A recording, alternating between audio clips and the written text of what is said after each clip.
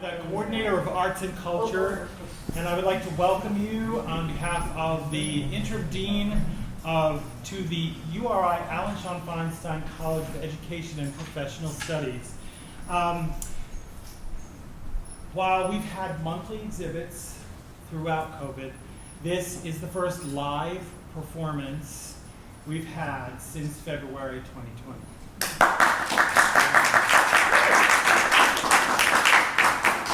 Per the university's guidelines and restrictions, everyone is, regardless of vaccination status, required to wear a mask in the audience. The actors are all fully vaccinated, and when they come up on the stage, they will be far enough from each other and from you that they can unmask per the restrictions or the allowances. As the crowd control officer, I want to point out a few things of importance. I know. Throng. Don't rush the stage. You're a lovely audience, really. So there's an exit there and there's an exit there, and they would take you out into the hallway, and then there were exits out into the alley.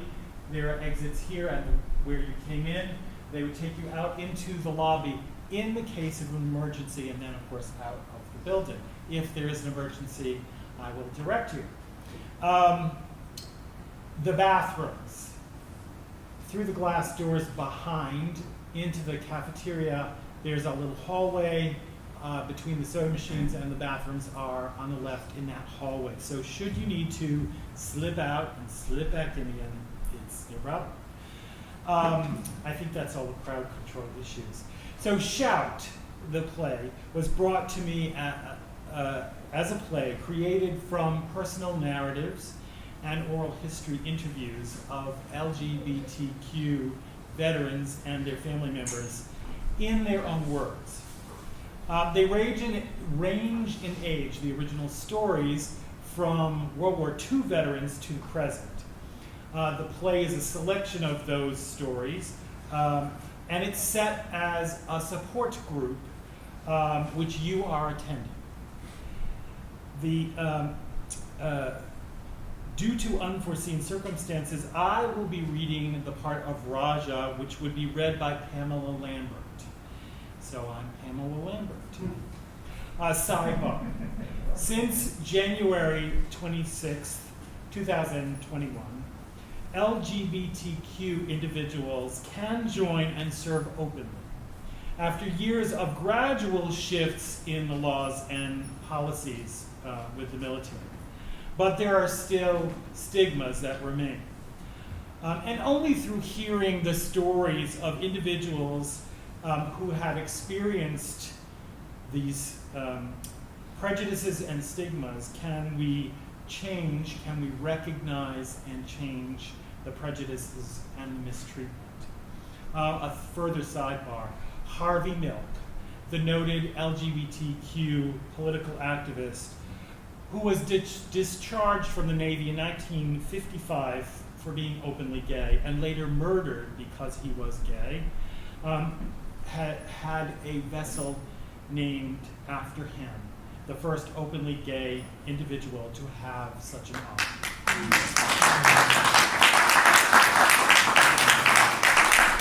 Anyone who wishes to remain afterward will have a short time for discussion. You are welcome to do that if you like. And without further ado, I turn the meeting over to Chandler.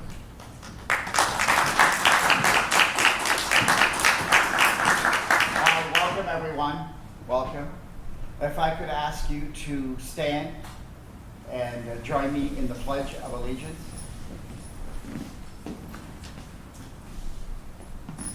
I pledge allegiance to the flag of the United States of America and to the republic for which it stands, one nation, under God, indivisible, with liberty and justice for all.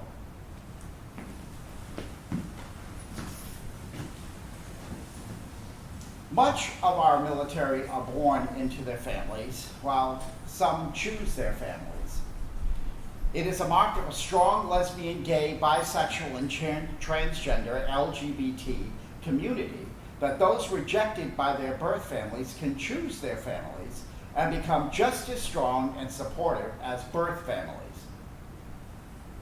After decades of discrimination, LGBT, particularly those in the military, realized the need for an organization to fight for their rights. American Veterans for Equal Rights, or AVER, was formed as the first such group and became the largest chapter-based, all-volunteer, national LGBT veteran service organization in the United States.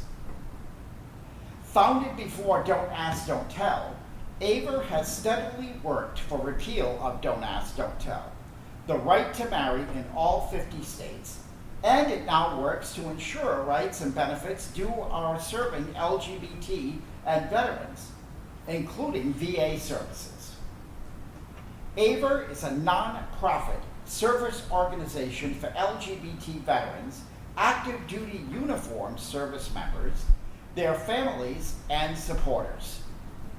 As the first to represent the needs of the LGBT military community in our fight against discrimination in military service and benefits, AVER is dedicated to equal rights for all present and former members of the U.S. Armed Forces and their families. In the highest tradition of citizen soldiers, AVER supports equal treatment before the law, equal access to benefits, full access to voting rights, non-discrimination in civilian employment, and support for the mission and goals of the U.S. Armed Forces. AVER has been open to all active duty, reserve components, veterans, and supporters regardless of race, gender identity, faith, age, nationality, or sexual orientation. We welcome all that support our mission. Veterans, proudly serving since Valley Forge.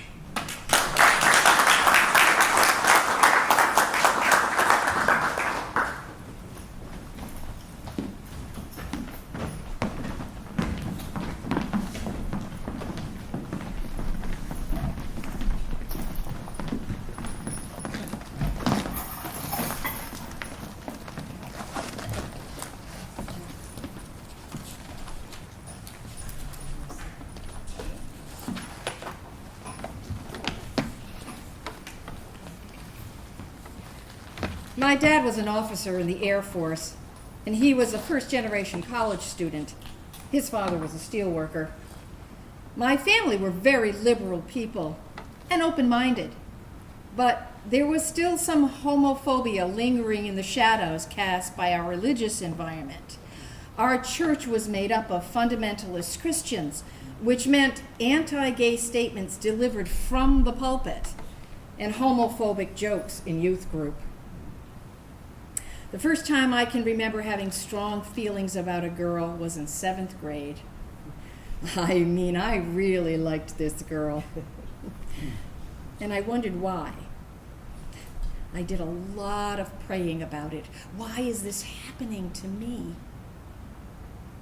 When I grew up, I always thought I would serve. When I got an ROTC scholarship in my senior year of high school, it felt like the beginning of the next phase of my life. So I joined the Navy ROTC my freshman year of college. It was while I was there that I started to question my sexual identity a bit, but I knew the military policy banning gays, so I didn't allow myself to explore those feelings because I was afraid of the repercussions. I went into active duty in 1988 and served until 1990.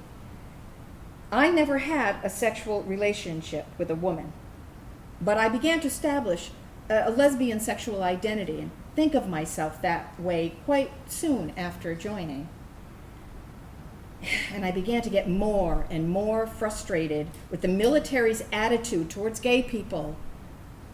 At one point, my chaplain had noticed that I seemed upset or down or something like that.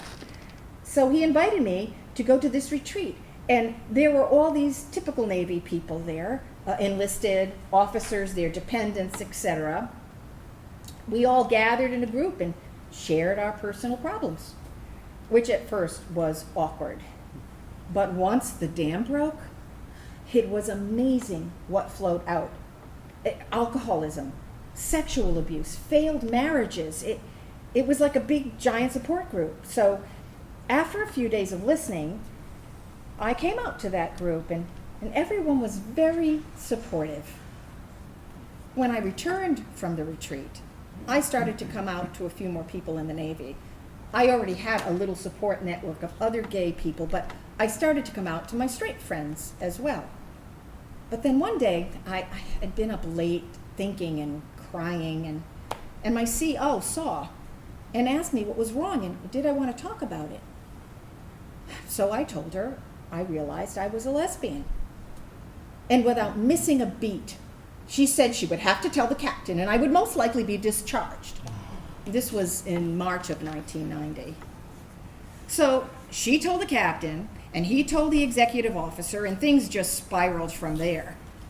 At first they asked me, "Oh, are you really sure? Because if you aren't sure, we don't have to discharge you." And I said, I was sure. So they recommended that I just resign my commission because it's easier that way. And that's how they like to handle things with officers. I was so worried about my friends getting pulled into this and whether or not they'd be investigated, so I thought I'd just cooperate. But then my friends were super supportive, and they said not to worry about them. And I read something in the regulations where gay service members could be retained at the discretion of the Secretary of the Navy or something like that. So I withdrew my resignation. And I said I wanted to continue serving openly as a gay officer. I ended up being transferred to shore duty immediately. And I was officially discharged in September of 1990. I spent my life around gay people.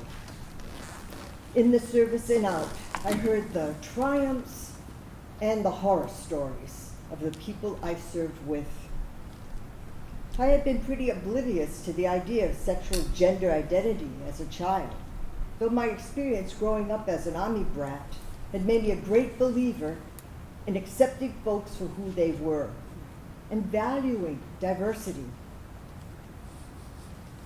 I have only a vague memory of watching the children's hour on TV as a child, up late with the babysitter, and scrambling to bed when I heard my parents' car outside, just before the scene where a woman was found dead.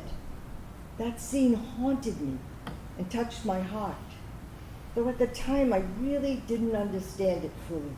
All I knew was a terrible thing had happened to two people who cared deeply about each other, and it seemed wrong to me that they were punished for it.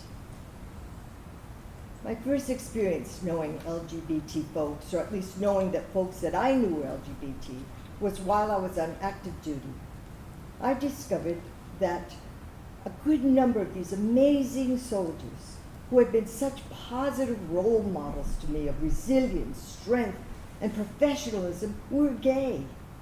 And the more I got to know them, the more my heart broke for them, because they had to hide their identity and love for each other.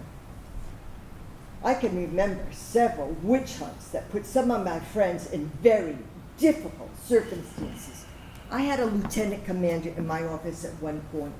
She was very, very upset because she had to fill out an application for a clearance, security clearance. And she was having to make the choice to either lie and give up her integrity or tell the truth and give up a career in which she was so committed. To me, that was absolutely inhumane. She was like so many lesbians and gay men I had known, highly professional and devoted to the military and to the people in which she served. Now, the basis of the argument against homosexuals getting a clearance was that it was considered an exploitable weakness, which seems so absurdly backwards to me. The fucked up catch-22. I mean, there would have been no basis for exploiting ordinary people's relationship if there had been no requirement imposed on them for secrecy in the first place. Absolutely right.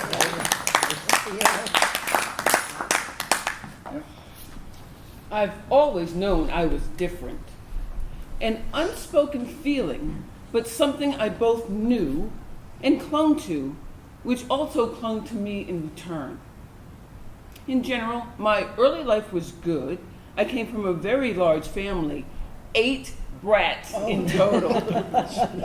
We relied on each other a lot for consistency, friendship, all the things that military life can sometimes make hard to come by. I realized who I was during my teenage days. The word had been floating around my small town in hushed whispers for a while. Gay. Gay was not normal. Gay meant different. Gay meant weird. And most importantly, gay meant unwelcome. I was terrified of not fitting in and terrified of the word itself. It was the 80s, and I recall catching a glimpse of the evening news on my grandmother's TV. The AIDS virus had been discovered, and the screen was full of images of men holding hands, narrated by an ominous voice using words like death, disease, and finally, gay. I guess I always knew there was something different about me. I just didn't really know what it was until I got older. When I was in high school and we were stationed in Spain, I met this truly remarkable boy. Just looking at him gave me this tingling feeling in the pit of my stomach that I always associated with being nervous or nauseous. Yeah. I thought the feeling would go away or eventually fade, but it never did. I just got curious. I had tried to come out to my parents as transgender when I was in 7th grade, 11 or 12 years old. That would have been in the early 1990s. Didn't exactly go well. I lacked the vocabulary to explain my feelings. I only knew that something was different about my body and that I longed to do things my sister did. They sent me away immediately the next day. Homosexuality had just recently been declassified as a mental illness, but there were still many people who felt that way.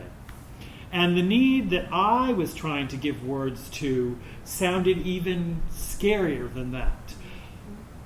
I suppose they thought they were doing the right thing, but it began months of hell to me.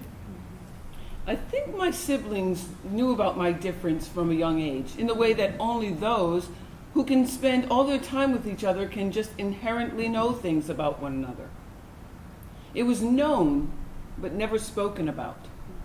I was very athletic, a huge tomboy who loved to run with the boys, while my sisters were inside coloring or cooking or playing dress-up. I was outside with my brothers finding worms in the dirt, climbing trees, and trading comics. I knew that I did not want to be gay, and I knew I did not want to die. So I did what any normal guy would do. Got engaged to a girl and prepared myself to live the straight life.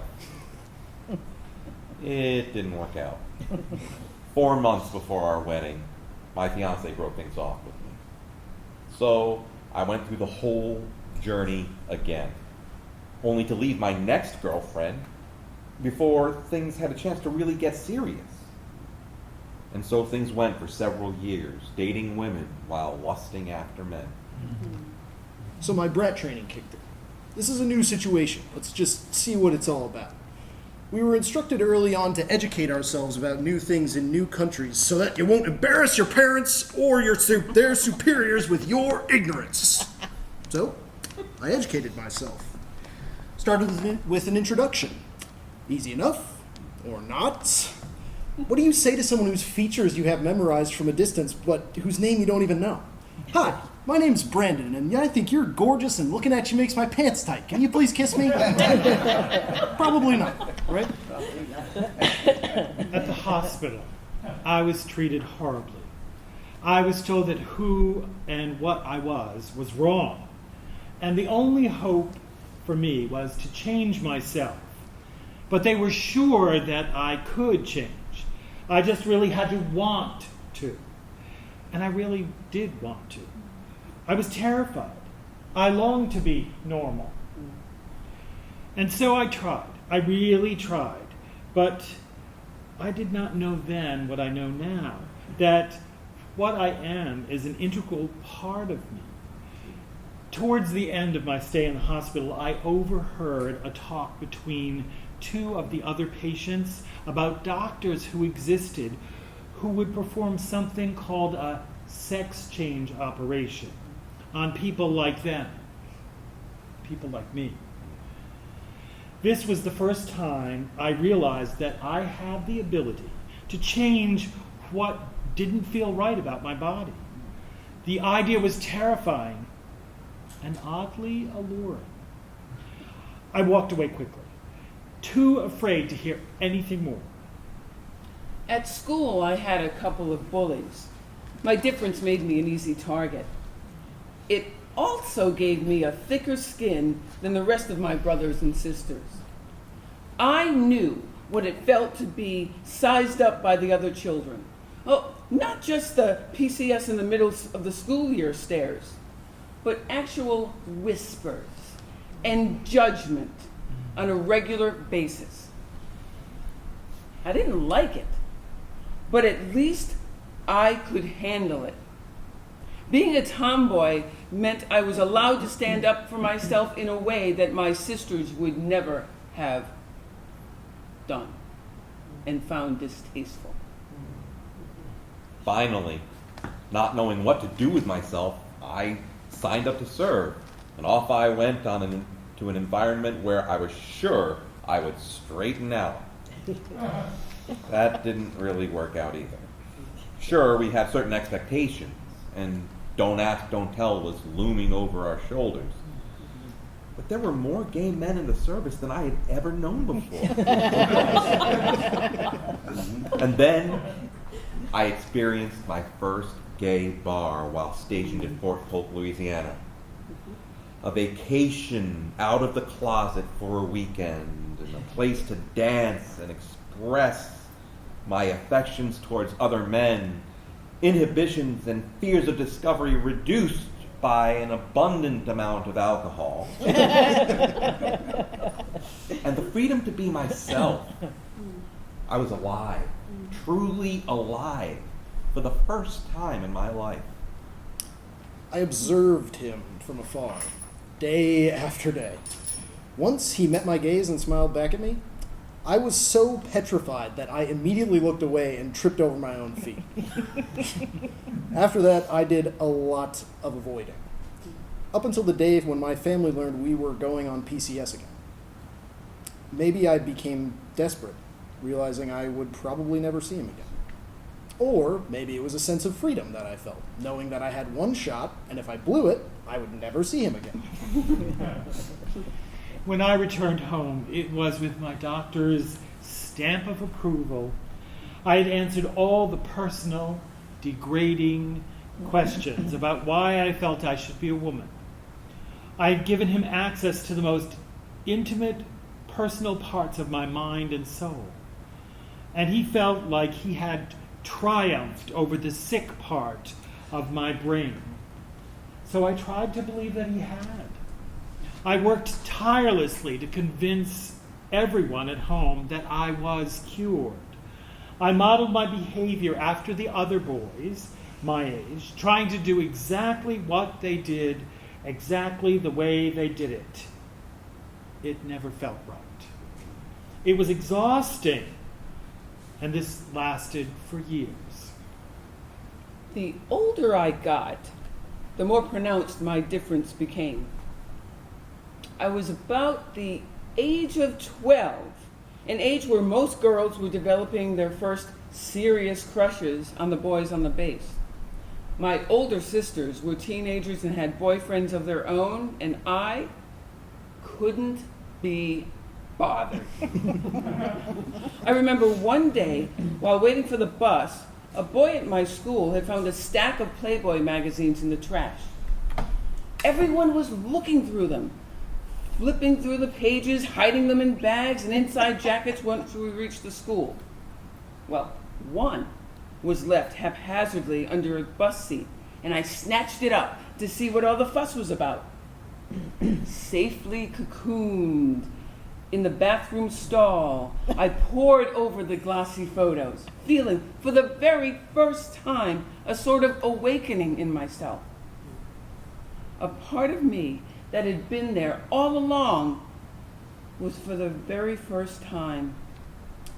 I got a funny feeling from looking at them, both thrilling and shameful. I was terrified of being gay. Lesbian. The word itself was alien, but I claimed it as my own. I just didn't know how to embody it. My dysphoria became my daily companion, the evil little devil sitting on my shoulder, always whispering that something wasn't right, that I wasn't right. I became so desperate that I tried to kill myself. And that was when I knew that I had to get out. I was 18, and the only way that was available to me was the military. And so I jumped at it. The training was just more of the same, pushing things down. But I told myself that it wouldn't be forever, and that after it was all over, I would have enough money to live my life the way I wanted to. I also realized that I wasn't alone once I was deployed. It was very hush-hush, even more so than being gay. But there were men there who were just like me. We became our own little family, watching each other's backs as best we could. I lived two separate lives, one for the military and one for myself. I lived in this bubble for 3 weeks. Then it all came crashing down. I was discovered. I hadn't been careful enough. I felt free for the first time in my life. Oh, I was cautious to be sure, but I also danced closer and closer to the line which I had drawn for myself. Literally, I danced. When no one was around me, I shaved my legs a couple of times. I even put on a stolen tube of lipstick one day. An extremely frightening thing to do while you're in the barracks. Guys in my squadron had gay baited an airman who was in our barracks and then beat him up when he fell for it. I didn't witness this, but I heard about it from my new closest friends. We tightened our circle even more. Words cannot convey the relief I felt the first time I fell in love. It was with a boy. I wrote him unrequited poetry and fantasized about passionately kissing him. I blasted whiny, emo Radiohead on my car stereo, pining after him and longing for him to love me back. He didn't.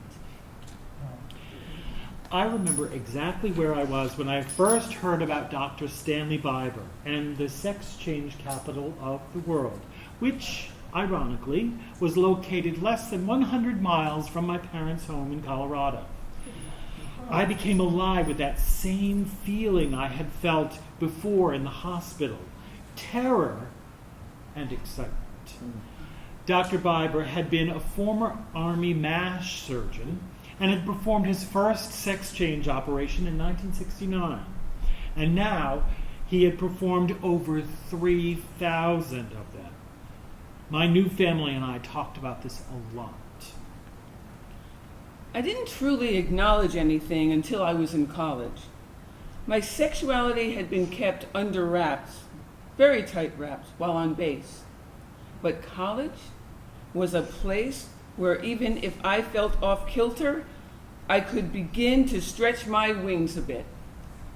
Now, my folks have always told me and my sisters to wait until we were married to have sex with guys, but they never mentioned girls. I fooled around and it was amazing. And I met someone who quickly became important to me. I waited around until the very last day before we left, and then I went up to him as soon as school let out. The room slowly cleared of students until it was just the two of us. He looked up at me and zipped up his bag and slung it over his shoulder. God, I was so nervous. I thought I was going to puke. But before I could even get a word out, he smiled and he leaned in and he kissed me. Everything in my body, every single cell exploded with delight. That was the beginning of my life, when I realized that this was my normal. He pulled back and he smiled again. My name is Kevin. I nodded. Brandon. He smiled and then he slipped a piece of paper into my pocket as he left the room. It was a note that contained a single sentence. Don't live in fear. We still keep in touch, those of us who made it out alive. When I left the Air Force, and after much thought, I chose not to get the surgery. I found there was nothing I needed to change about myself to be able to love who I was. I've been living with my true self, as my true self, ever since. I had to tell my mom. We had always been close. I didn't even really know how to tell her, so I just brought my girlfriend home. My mother would not even come down to meet her. The difference was still there and apparently insurmountable. Maybe instinctively I wanted to get caught. None of the other men that I'd met stood up for me, probably out of fear for their own livelihood. While I don't hold it against them, it still stings. It's amazing how quickly prejudice and fear can take your whole world away from you, just because of one small difference. I never saw him again after that day, but I will forever be grateful to him. He taught me to embrace who I was. And by embracing this thing that made me so different, I had finally allowed myself to be whole. After years of hiding, terror, and self-loathing, I am finally free. And I am in a committed relationship with a wonderful partner. Her name is Susan. Oh, I bet you weren't expecting that. We'll deal with it. I've spent too much of my life making myself uncomfortable so that other people don't have to be. See, after all this time, I came to the realization that there was no definition needed for my sexuality, no box in which I needed to confine myself. No label I needed as an identifier.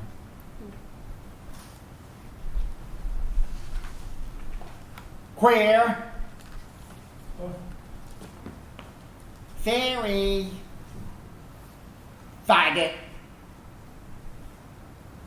I can remember hearing these words spat with a venomous rage from a very young age. The pack of brats that I ran with on the base had been raised by parents who came from the old stock, which basically meant anything abnormal, anything incompatible with service was met with disappointment and at times disgust. I grew up in a family that had served our country for several generations, a fact that my father was very proud of. I was the middle of 3 children, all boys, and as such, we were pretty much expected to go into the family business. My oldest brother, John, was born and bred for the job. Completely masculine, and at an age of 6, he had a dead-eye aim for the backyard birds and squirrels with his BB gun. I was less enthusiastic, as I wanted nothing more than to be a musician.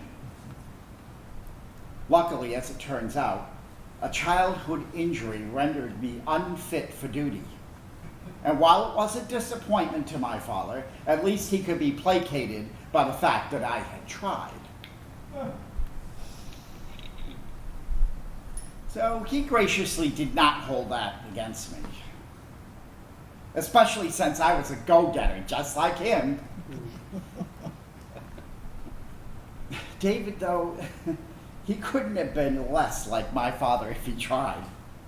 The baby of the family, he was always spending time indoors with our mother as a child, helping to cook and clean and sing songs with her, while she played along on an old beat-up upright that my father had gotten her for one of their anniversaries.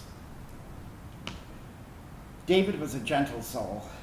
He once even tried to save a bird that flew into the car windshield when we were driving home.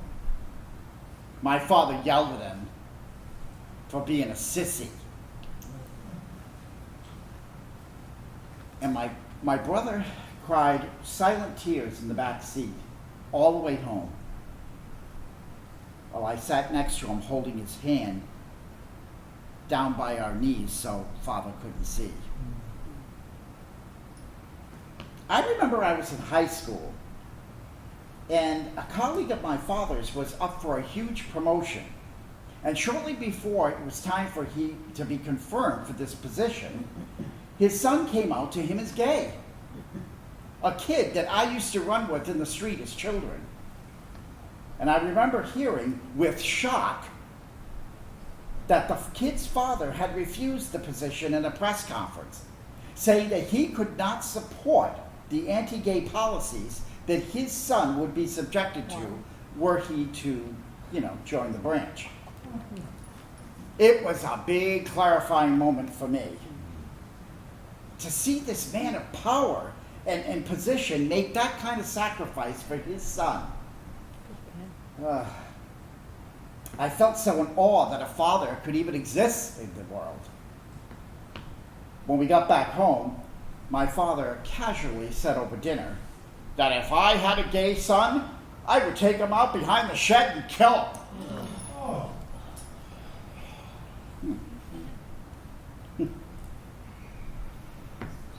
I don't know if my brother knew about himself with any certainty at that age. I certainly didn't, know about myself. But at that moment, I can remember so clearly seeing the light dim from his eyes.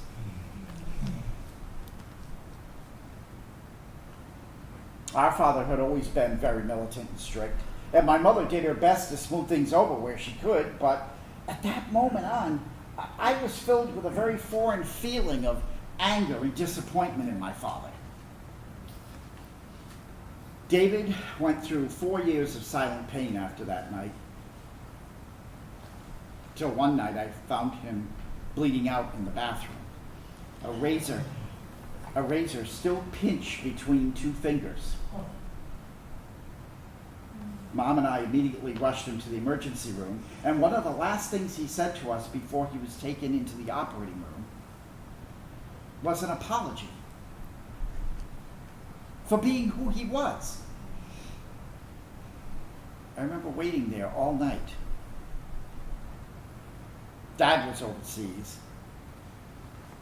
John had died several years earlier while he was deployed in Iraq of a gunshot wound, self-inflicted.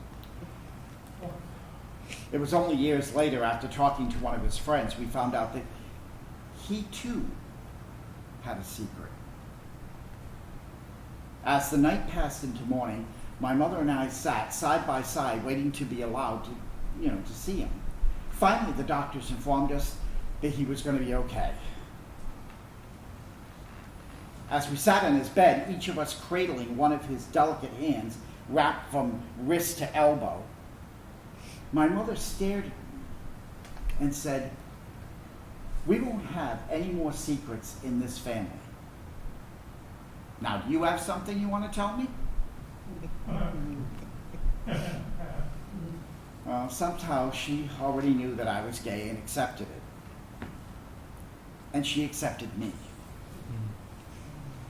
That night, our family blossomed. We talked about things I never imagined talking about because they were too personal, too emotional. We haven't really had a conversation like that since. But there, cocooned in the safety of that hospital room, we three became one with our love and understanding for each other. Well, Dad, he acknowledges my partner and to some extent David's husband. But he still won't talk about the reality of it. It's just a big elephant in the room. But losing John gave him reason enough not to want to lose us too. Our relationship might be strained, but I'm glad it's still there. I just wish it hadn't taken a bullet and a razor blade to get us there.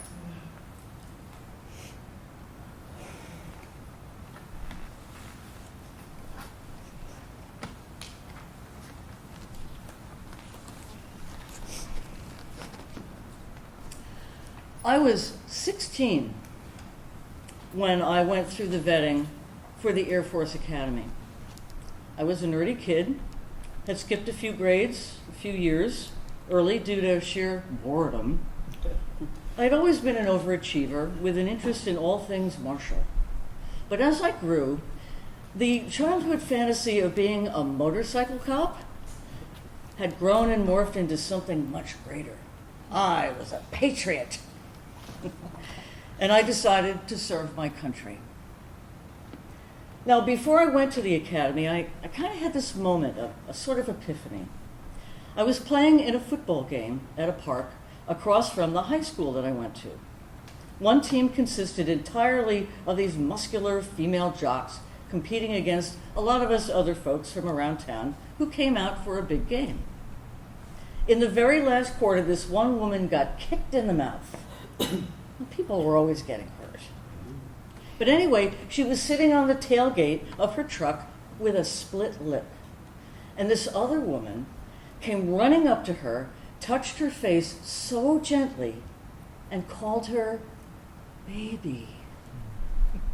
The hurt woman relaxed into her arms as the other woman very tenderly traced her thumb across the cut lip before drawing her in for a soft kiss. I stood there, mesmerized. For the first time in my life, I saw my dreams take shape in reality. This was a possible script that I could follow. I didn't start dating women at the time or anything. I mean, it wasn't like there was a Tinder or whatever other bullshit they have these days. But what I did end up doing was to continue to date this guy from band class, John. We dated for almost 2 years, and I don't think we even ever kissed. He was very nice, but it was never a script that I really felt comfortable in. He carried my books to class, and that was the extent of it. He was a very sweet, respectful boy, and I'm sure he grew into a very sweet, respectful man. Now, I was not someone who looked traditionally lesbian. I was actually very feminine looking, if you can believe that. I had long hair and I wore polyester like all the other girls did, tight polyester shirts and pants. God help us all. But nonetheless, I still had the word dyke written across my locker in black Sharpie. Those bold, unforgiving letters taunting me. Here was another script, and it was a terrifying one. So I went straight to the academy the week after graduating high school. I was 17 years old and in for a rude awakening. Everything was exciting and fun. And then you go into this room and you take an oath. And then the shitstorm begins. Basic training. The academy was 12 weeks of feeling like I was swimming against the current. I had always been someone who did whatever I pleased, whenever I pleased. But here, everything was regulated, from walking to eating to the tightness of your sheets. They were building a unified team, and I was quickly finding out that I was too much of an individual. I was also starting to understand myself as a lesbian. So I joined the rugby team, which ended up being the only place in the entire academy where I could be myself. There was no protocol when we were doing sports. We could all address each other by name, no matter what rank we were. And you know what? I fell in love. Denise, she was 2 years older than me, an upperclassman. She was the best player on our team, and I thought she was the most beautiful creature I had ever seen. But I had no idea what to do about it, no script to follow. I mean, how do you try to start a clandestine relationship at the academy when you have nowhere to safely exist? And on top of that, you're not even sure the woman you want to be in the relationship with is even gay. I mean, what a fucking mess. Well, when we finally did kiss for the first time, it was at one of our rugby parties after a big win. Denise had gotten really drunk, and I had taken her outside to the van for some fresh air. She immediately threw up and then leaned back against the van and was quiet for so long that I thought maybe she'd fallen asleep. So I leaned over to check to see if she was okay, and she leaned up and she pulled me down to kiss her. It was my first kiss with a girl. I was clumsy and terrified. She had vomit on her breath. Somehow, it was all perfect. Well, I didn't know what to do. I mean, there was nobody to talk to in a situation like this. You don't know who to trust. So you're scared to take a chance.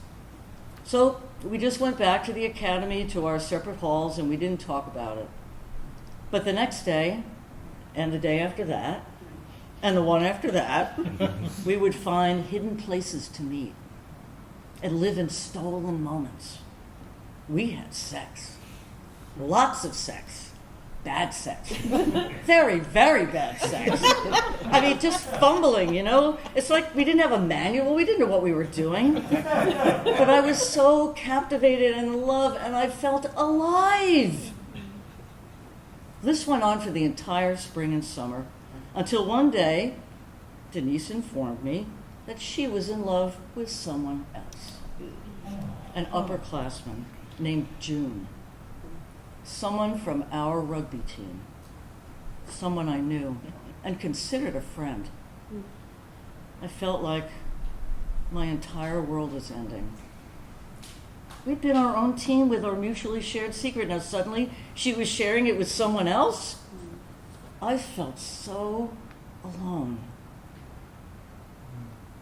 And then suddenly there were rumors that those in charge in the academy were going to look into the rugby team for improper behavior.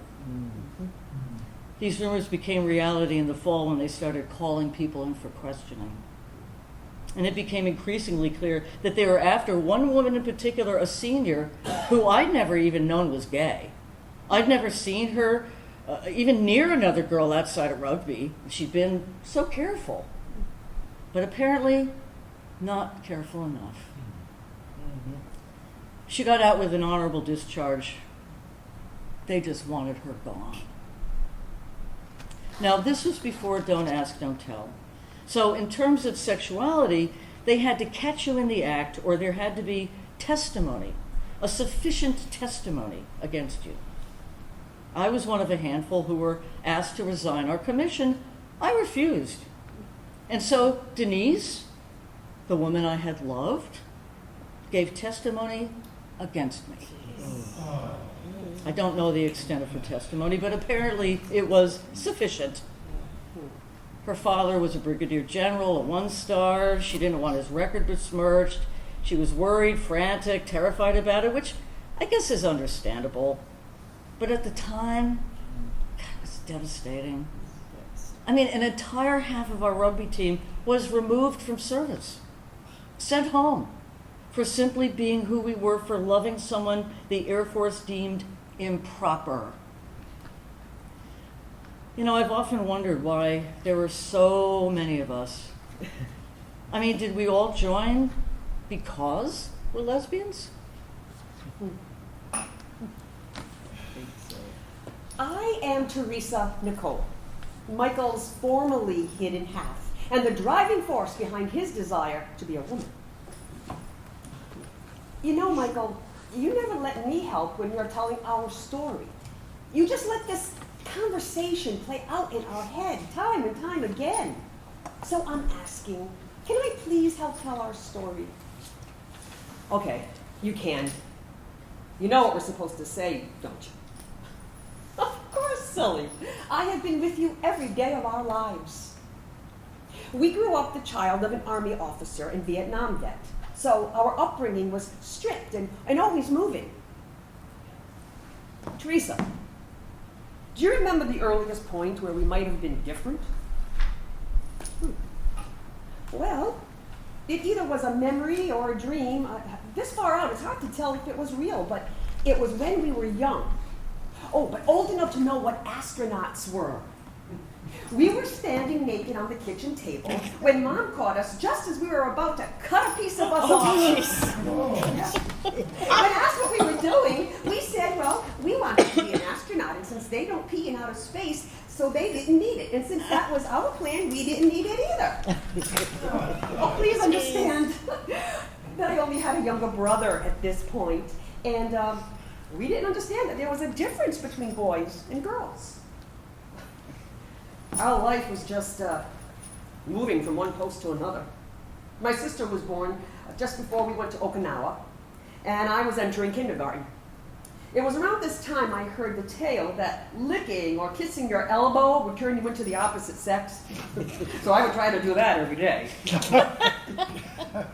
know, that was so funny, watching you sticking your tongue out and trying as hard as you could to touch your elbow.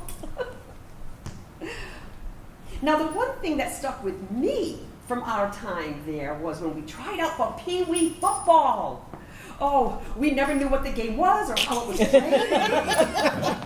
So when tryouts were finished and teams were being picked, the other kids just teased us until we just quit. Sorry. It's just when telling our story and looking back, it makes me sad. No matter how hard we may have tried to fit in, we became an outcast. Oh, Michael, don't be so hard on yourself. Others have already been hard enough on you. Just relax. The story will flow. I know, Teresa. But it's hard and it hurts. Now you know why the walls I have up and the chains that bind you are in place. I have been hurt too many times by people I thought were my friends. I know, Michael. You know, I remember Berlin. We moved there in 1976 when we turned 10. It was around that time that I really pushed to be let out. It started with a neighbor girl who had a girl power t-shirt on. We didn't know what it was, but something was triggered. And the desire to be a girl came on, and I have been out ever since. Those prayers and wishes to wake up a girl, and those fantasies of aliens coming down from space to switch your body with the neighbor girl's body, those were mine. I was pushing those on you. We still didn't understand the differences between being a boy and a girl, but we did once we found Dad's adult magazines. And we would look through them like we'd look through a toy catalog at Christmas. Yeah, you know, just trying to figure out why we didn't look like the models. But Oh, but I do know you had a thing for Mom's square dance outfit. And her petticoats. In fact, you liked them so much it took up an entire bath time one night, and our sister caught us and told Mom and Dad. Yeah. Yeah, that was in 1980. Oh, I do remember us sitting at the top of the stairs back in Berlin in the house Dad got because he was promoted. We were just sitting there in Mom's petticoats, trying to find the strength to go down there and tell them that you wanted to be a girl. But you were afraid of your father then. Oh, he was a mean alcoholic. I don't fault you for pushing me back down. I don't think either one of us was strong enough back then to deal with what life was handing us. Oh, but boy, did we get a talking to, Michael. I don't blame you for slamming up more walls and more chains. But you know, it didn't work. You know, things were just weird within the family. I was confused, and you kept pushing to be let out. That I just ran away. You know, you packed a bag and your radio so you could listen to the news, just in case it was being reported. Yeah, I broke down and called Mom and Dad. I mean, throughout my life, if plans started to fall apart, I called them. Michael, this is supposed to be our story about being trans and a veteran. I know. Hey, remember when Dad was stationed on the Indian Res and we would go through all the magazines looking for stories about sex change, since that was the only thing we knew it by? Yes, I do. Oh, and every time we would be so disappointed because that one issue was missing. Oh, the other things we did while growing up was to play sports. Baseball, basketball, track. But we sucked. We just gave up. I mean, we had no drive or desire for anything. But there was that one time you got fed up with the neighbor kid beating you up after school every day that you took a knife from the nail care kit and stabbed him in the butt. Oh, it stopped the fighting. Still, things did not change. Things we learned growing up was, 1, the shy kids always seem to walk against the wall. Those with confidence walk down the middle of the hall.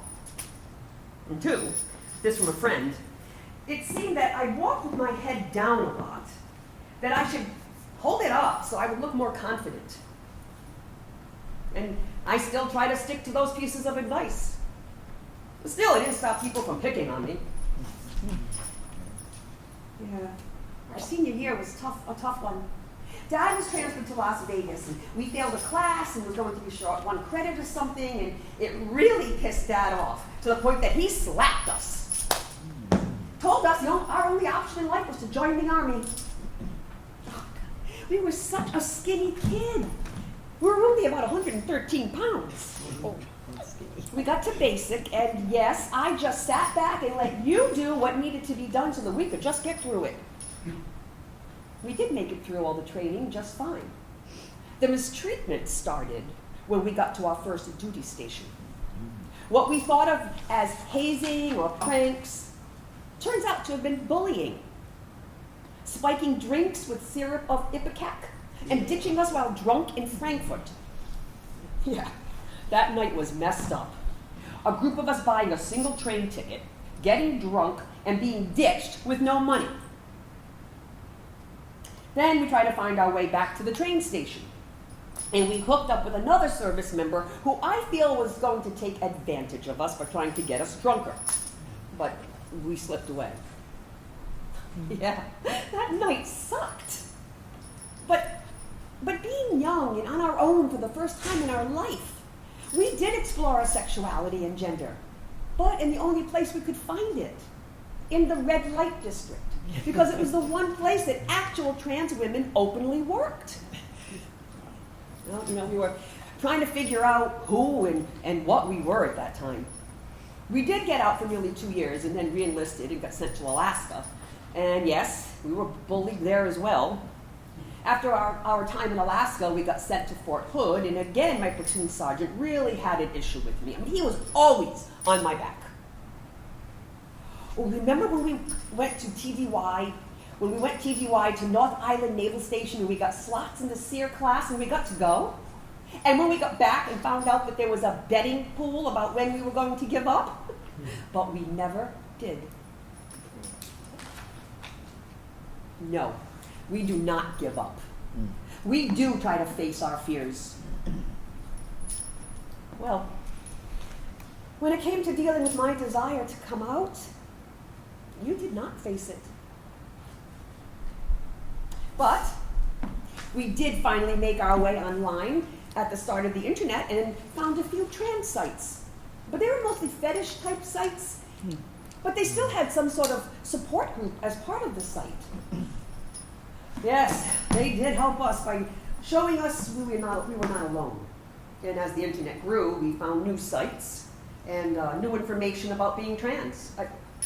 We figured out that we were more than just a cross-dresser. We had a few adventures, and now that we hit 50, things seem to be taking shape. Yes. Oh, it has been one heck of a ride. Now working on getting out more is healing. And at our job, everyone is accepting and supportive. I know that there will be people who will not understand or be accepting. But still, we do have proper medical treatment and some very helpful people that encourage us to continue pushing our comfort zone and keep growing. Michael, thank you. You know, with each adventure we go on, we're learning to be more self-confident, and finally, figuring out our place in this world.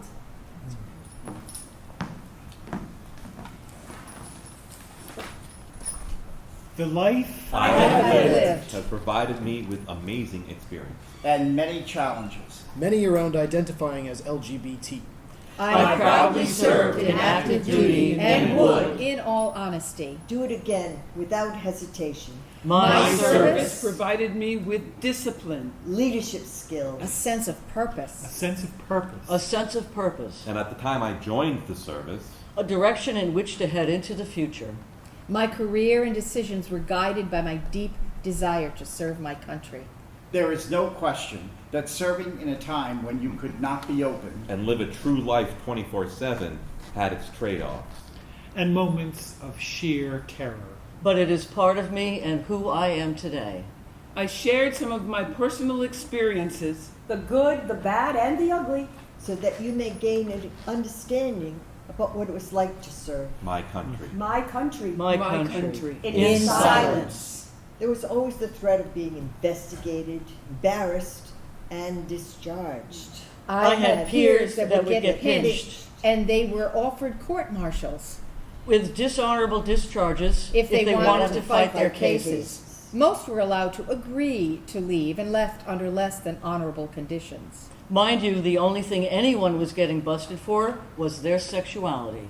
It's safe to say that even today, I struggle with the impact of living the way I had to. I'm glad I served. And I'm proud to have served.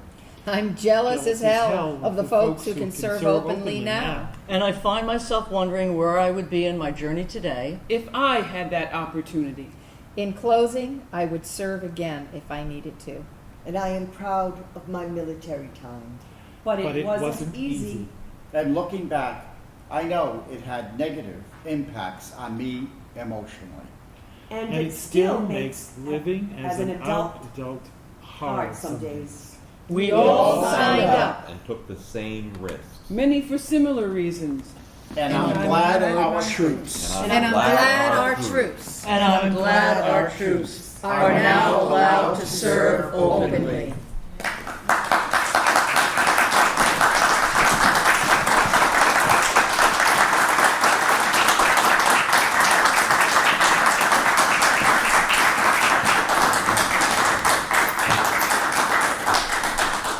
Thank you very much for coming. If any of you want to stay and have questions or have comments about the play and the background of the play, we'd be happy to share with you.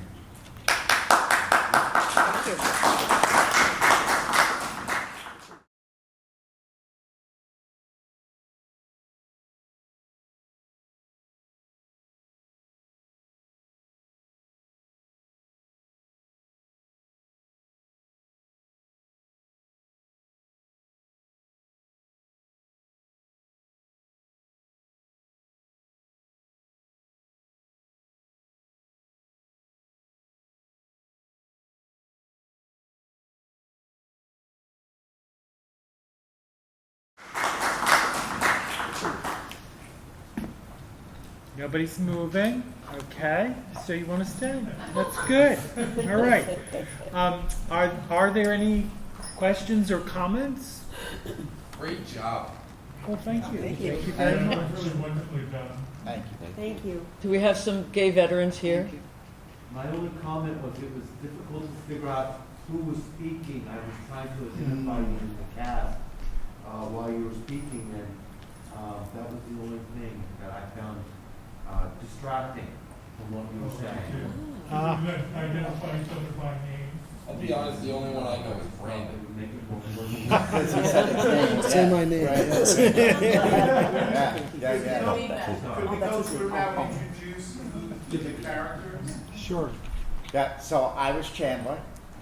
And your name is? Oh, Greg Wright. And I was Catherine Claire Vadabalker. And I'm Caitlin, Carol Pegg. I'm Brandon, Mark Roberts. I'm Sarah, Lily Cataldi. Lucretia, Cynthia Glenick. Raja, Stephen Pennell for Pamela Lambert. Stephen J. Walker. I'm sorry. I was. It's hard to follow that. She forgot who she is. I forgot who I am. Yeah. Teresa Michael, Carol Schlink.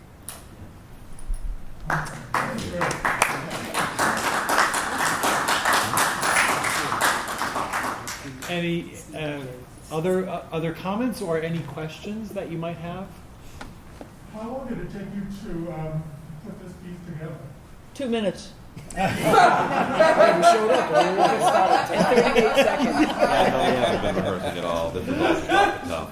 We've been rehearsing about 3 times a week for the last 3 weeks. And still need to read our script. Well, and it was intended it was intended to be done a year ago, and then it was intended to be done in June. But we had decided to do a staged reading to begin with, to decide then how it played and whether to do a more fully staged production later on. Well, the answer is yes. Thank you. That's very good. Were these the yes. only stories that you got? I'm sorry? Were these the only stories that came to your attention? Well, I mean, the play came, there's a whole collection of stories. Some were published in a book and presented sort of in their original personal narrative form. And then there was an exhibit and a presentation of those. And then that was transformed, those stories and some others were chosen and transformed into a play. Which we received, and then we kind of reworked that piece. So it came to us with 9 characters, which oddly at one point were performed by 6 people. I'm not sure how. I think that would make it even more confusing. But so basically, there were 9 stories in the play. We sort of did a little tweaking. Yeah, I guess that's the best description.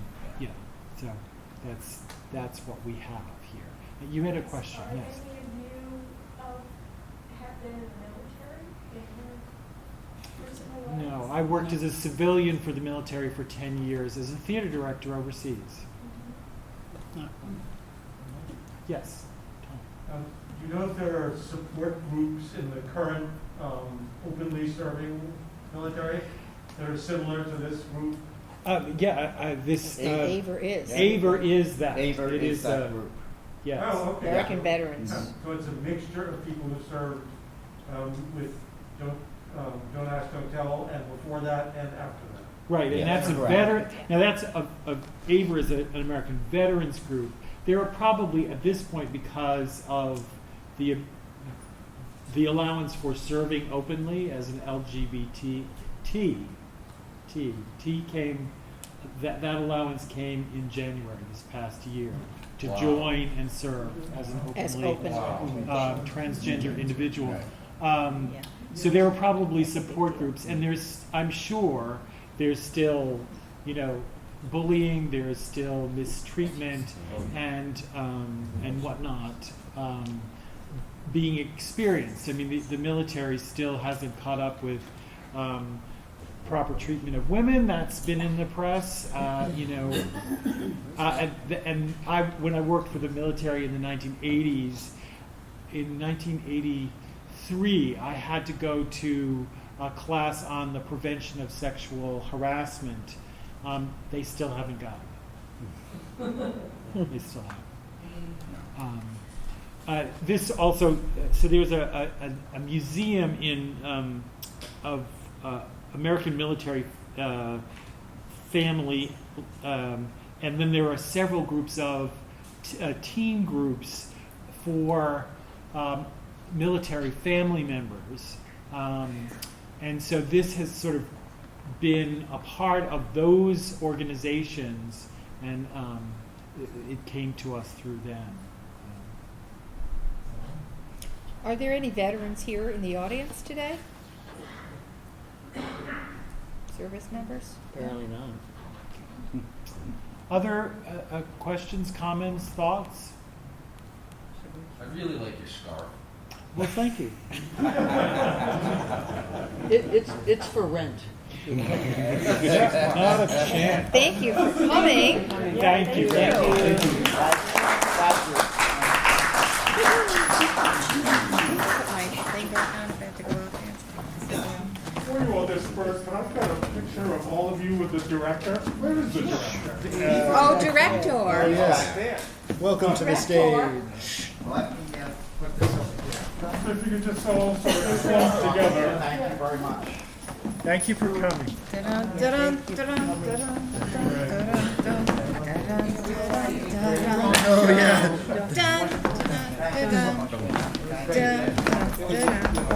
You know,